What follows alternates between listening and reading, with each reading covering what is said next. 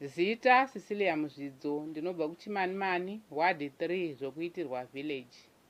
Ndiri murimi anofarira zvekuvandudzwa kwechikafu yatinoti pachirungu food processing.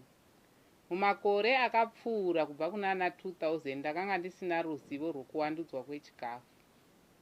Tine miti yemumango pamba pedu inobereka mango dzakawanda, asi taizoti padzaizowandisa paya taizorasa. Uyezve patinorime madomasi nemuriwo, zvimwe chetezvo pazvaiwandisa taizorasa. Mugore ra2018 ndakaitawo mukana wekuenda kuPoret kunodzidziswa nezvekuvandudzwa kwechikafu.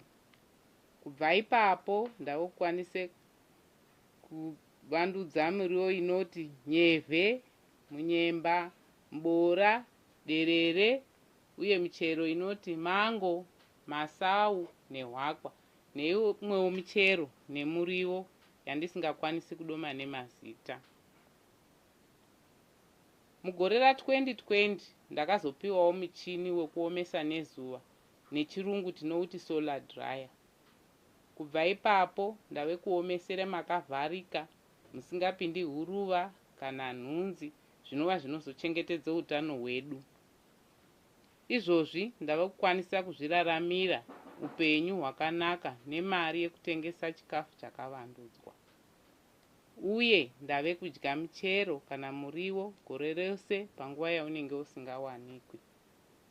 Chakazonyanya kundifadza pakuvandudzwa kwechikafu ndechekuti panguva yakunenge kusingawanikwi semienzaniso mango, unodzitengesa nemutengo wepamusoro-soro, zvinoita kuti uwane mari yakawanda.